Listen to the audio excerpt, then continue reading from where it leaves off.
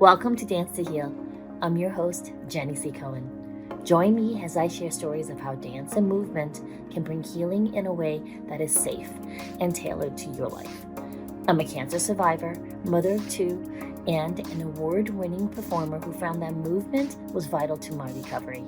I created Dance to Heal Wellness and also authored the best-selling book, Outside in Recovery, Dancing My Way Back to Myself After Breast Cancer.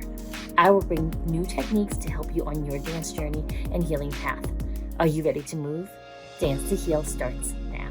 Welcome to my podcast. It's our fourth one. How did the time pass so fast? Never mind that. I want to spend a few moments just talking about some business and to again make sure that I do address the fact that even though I am a survivor, it's still a bittersweet moment because I have many other people who are also currently going through treatment, and then many even more people that I hold in memory at this time who were not successful in their treatment. And so, okay, enough about that. Now, I do want to take the time to make sure that we acknowledge that we are in the unceded territories of the Eastern Shoshone and Goshute lands here where I am currently. And then my guest is logging in from the Chumash, Tongva, and Kizh territories. So who am I in case this is your first time tuning into my podcast? I am Jenny C. Cohen, and I am a breast cancer survivor. Now, I immigrated to the States in many moons ago. I'm not afraid to tell you my age. I'm 53, and I came from Taipei, Taiwan. And I grew up here in the States being encouraged to assimilate as much as possible for success, safety, and to find a community. And in the process, I lost actually a lot of my culture because my parents were very busy being immigrants. And being immigrants meant they worked 6 days a week, often 15 hours a day, so that they could provide a safe home and food and eventually a college education for myself and my brother. And in exchange, they needed me to continue to bring honor back to the family, and that was understood. The arts weren't necessarily embraced when I was growing up. I learned ballet after begging my mother for months. And then I went on to learn contemporary in high school. In college, I took some dance. And then once I graduated and I was working as an occupational therapist, I found hip hop in the city, taking classes along people who were very similar to my guests, just these proficient, gifted, hardworking movers. And here I was, someone who had never really trained aggressively, trying to keep up and just loving it. Dance has always made me feel very, very free. And once I found in the States, we call it belly dancing, and different countries is named different names. I primarily study through Egypt-based belly dance. It's called Rock Sharki. Once I found that, it actually had me wanting to find more and more of these source teachers. I discovered Rock Sharki, and I also started taking Polynesian dance. And I even learned source dance of the Odissi from the country of India. Now, I'm talking to you about Polynesian dance because I had a teacher. The whole process of it is very family oriented. You have a teacher. And I loved my teacher because she was the mom of my friend. And this particular school, you had to sing for permission to enter the room. And then your teacher would then sing permission for you to come in. Now, for me, having grown up in the States, I never felt I had a right to have a voice. So this art form and this culture helped me give me permission to have a voice, even though this dance was so beautiful. And I would cry every time I went into class. But it was a happy cry, not a sad cry. And why am I talking about this experience? Because my special guest, his name is Kapua.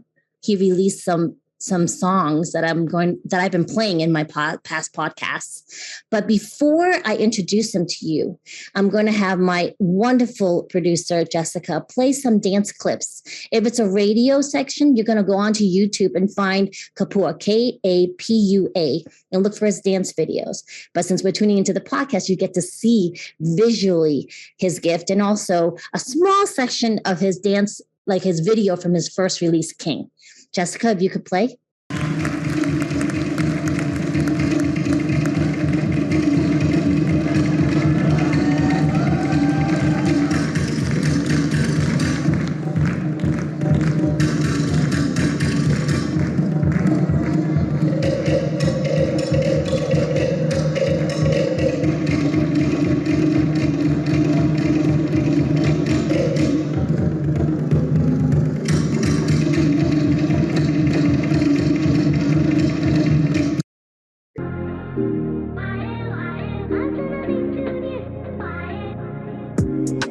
You can be my angel, let me be your king.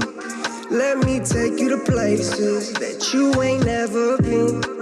Hold you inside of my arms, babe. Can't get you out of my head. Hold you inside of my arms, babe. I hold you inside of my head. You can be my angel, let me be your king. Let me take you to places that you ain't never been. Hold you inside of my arms, babe. Can't get you out of my head. Hold you inside of my arms, babe. I hold you inside of my head. All right, so without further ado, I really must finally introduce you to I like to think of him as my dear friend, and that is reciprocated, and I know he is. Kapua, he is a singer, a performance artist, and a pure soul. Welcome. Hi, Jenny. Hello. Hi, dear. I am, sorry, my emotions are high at this moment. Yeah. Just seeing your face and hearing your voice, it brings me joy, and I want to bawl at the same time. Exactly how I feel. Yeah, right. So, audience, I met Kapua in these dance productions that are produced by a woman named Jelena, Belly Dance Evolution Productions, and Kapua has a lead role, and that's mostly dance and acting in these stories, these magnificent stories. But Kapua, if you wouldn't mind I'm going to ask you some questions that give our audience a little idea of your background. So tell us who you are and how dance has played a role in your life. Oh boy. Well, I'm your island boy whose roots are very much tied into his family. I'm very family oriented. That's my base. That's my foundation. And the role that dance has played in my life has been, is, and will always be very vital. It honestly has been around since I was in diapers, and has just been an instrument, a tool, a vessel, and an outlet of passion for me to tap into, to explore, and to utilize beyond myself in sharing with other people, other beings, other walks of life, other dancers, and also folks who just don't feel that they dance at all. It's become an external language that I have been very humbled by to utilize and connect with people with. And growing up, my dad, he's a DJ, so there's always music playing in the house. My mom, she naturally just loves to dance. You know, my aunties, uncles, cousins, everybody, you know, from our family barbecues, one thing was always dancing. If we're not eating and laughing, we're dancing. So it's definitely been something that has been from the root and has grown to gracefully and thankfully bring me where I am today, and where I can share this art, this expression with others. And I definitely stand by dancing being a very therapeutic tool of youth, as well as a art of healing, most definitely. So you said you grew up with it. Did you grow up with it more as a part of family only, or also in addition to classes? Sure. In regards to Polynesian dancing, that came from family, growing up in the culture of the various heritage and arts within the Polynesian umbrella, and background of me dancing in hip hop, jazz, contemporary, and modern. Those came in through, it came in through TV in the living room, watching and dancing in the living room, and then grew into me joining my first dance studio back in the Bay Area called Mission Dance and Performing Arts. How long were you there? Mission Dance and Performing Arts, I was there the start of my freshman year, 14 years old, until actually I left the Bay Area, 14, 15, 16. So 3 years. I was with Mission Dance for 3 years. And then I relocated, and then at one point in my life returned to the Bay for quite some time, to then teach at Mission Dance. So it was a beautiful full circle of being able to be a student and then a teacher. Yes. Oh, that's so exciting. So are there any particular forms that resonate with you? I know you're very humble, so I get to sing your accolades to the audience that's tuned in and who will hear the recording. Kapua moves your soul. If you weren't moved from watching the videos, you need more kapua. I just need more. I'm so sorry to insist on that. But which ones really move you? Like in your heart that Sure. you go to when you're feeling down? Of course. They both have their own worlds of just uniqueness, as far as the classes I've taken, the backgrounds I've taken in class, and then my Polynesian background. But because I initially grew up and started Polynesian dancing at the forefront, that I would say is the most closest at heart for me, and that is definitely the seed, the core seed of it all. And would you please help the audience understand what you mean by Polynesian dance? Because a lot of people have a conception of it being like, oh, you mean like Hawaiian dance?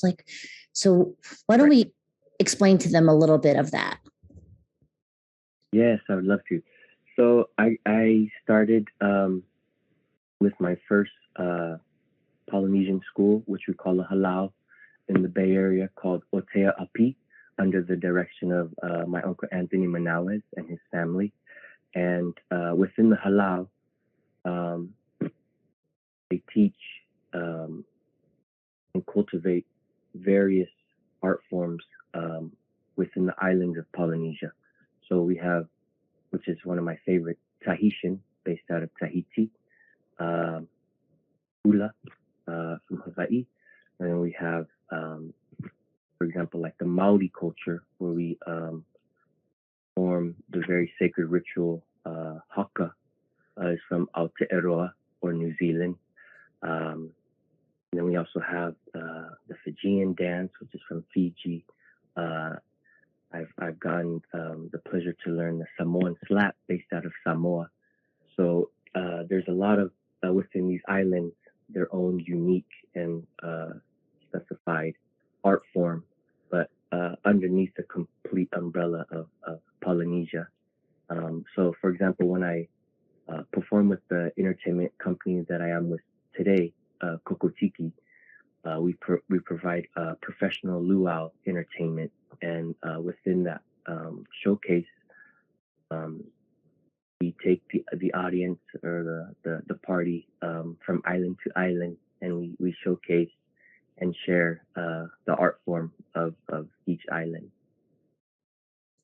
Wow, exciting. Yes, yes. Thank you for being patient with myself and the audience to explain all that, because a lot of times those of us who aren't familiar with it, it helps illuminate what we're seeing so we better understand it. And I've always wanted to learn. I've only learned mostly the hula from Hawaii, and so it was very surface because I wasn't able to study it intensively with my halau, but it was so much enjoyment and fulfillment during that time because you're embraced as family as soon as you walk into the door. Purely, yes. Yeah. Now I have a question. Where can the audience find you? What is your preferred mode of communication? If they want to find out what your classes are, because you're teaching currently, correct? Or to find where Kokotiki is, where can they find your music that you just produced? Sure. Yeah. Thank you for asking that. So, for me personally, primarily, Instagram is the best for me, and that ties in all that I'm connected to as far as where you can find the companies that I am with and perform with, where you can also find my music. And my handle for Instagram is at Kapua Kid. That's K as in kite, A, P as in Paul, U, A, K as in kite, I, D as in dog. And it's one word. And that's my main use of platform, where I can mostly connect and engage with folks. Great. So don't forget, find Kapua at Kapua Kid on Instagram. Now, we have a few minutes left. We are going to invite the audience to learn a little bit of the choreography from your King video. If you wouldn't mind, listen, you don't have to get up. Okay, we're going to stay seated because in my other classes, Kapua, we introduce all forms of movement. We've done meditation. We've done simple improvisation. My daughter came on and did a Tai Chi warm up and close down, just brief few minutes. And we have a little bit of time so that we can show them that little refrain. I think the time marker, when you purchase Kapua's song King and you're playing it and it gets to the time marker 2:05-ish, you will then be able to dance along with Kapua and his entire entourage of people in the video. You can even mix it in your reels on Instagram and tag him and me, and we will join in the fun with you. So take it away. Show us how to do that refrain, that bridge, right? It's a bridge in your song. What we call it, bridge? Yeah. Yeah. Oh, wonderful. Okay. So this will be a cozy version. And just like Jenny said, with my first released single, I attached a dance to it, and it's very just purely fun, nothing to it. What we're gonna do is you're gonna take your hands, and you're gonna grip your fist like you're revving a motorcycle, and you're just gonna cock it to the left, because the lyrics are, we could take it to the left, left, left, left, left, and all you're gonna do is rev your bike 4 times. So it's just 1, 2, 3, 4, and you can add like a bounce to it if you like. Yep. And then after that, we just take our right arm and we sway it across our chest. Take your left arm, sway it across your chest. Yeah. So we go. We could take it to the left, left, left, left, left. There, there. And then from there, we just clap. And then we're going to take our fist, keep it in front of our chest, and we're just going to rock 4 times. Left, right, And then from there, same thing like we did here. It's the same movement, but all we're going to do is just roll it and roll it. Yeah. So we did clap, left, right, and then roll right, hey, and roll left, hey. And that's it. So we glue all that together. It goes like this with the lyrics. 5, 6, 7, 8. We could take it to the left, left. There, back. I could take you to the west, roll back. And then you repeat. Left, step back. Hey. West, roll back.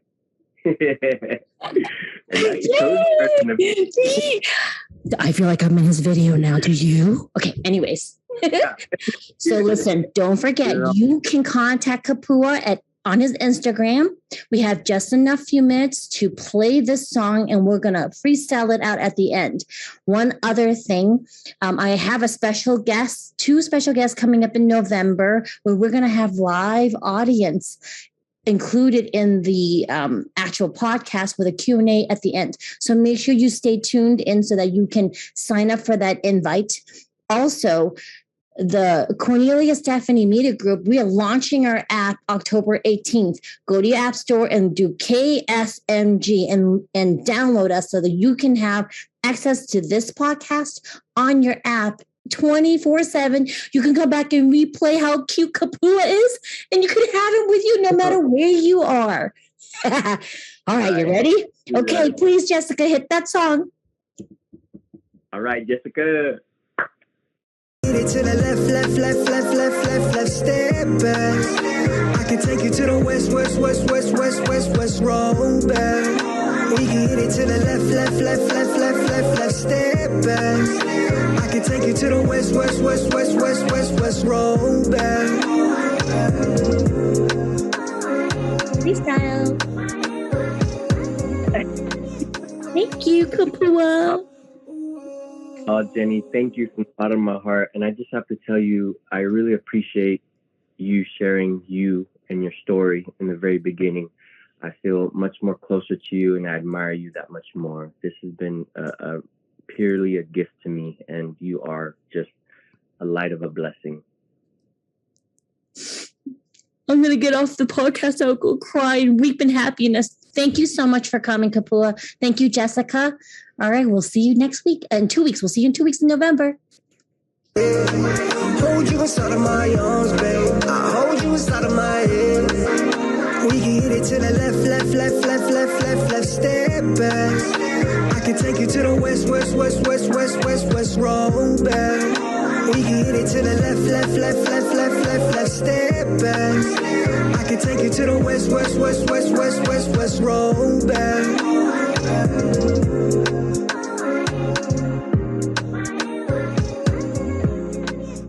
Thanks for listening to Dance to Heal with Jenny C. Cohen. Come back next time to hear stories of recovery through movement and learn more ways that you can move your body. To work with me and continue your journey, visit OutsideInRecovery.com. Are you ready to move?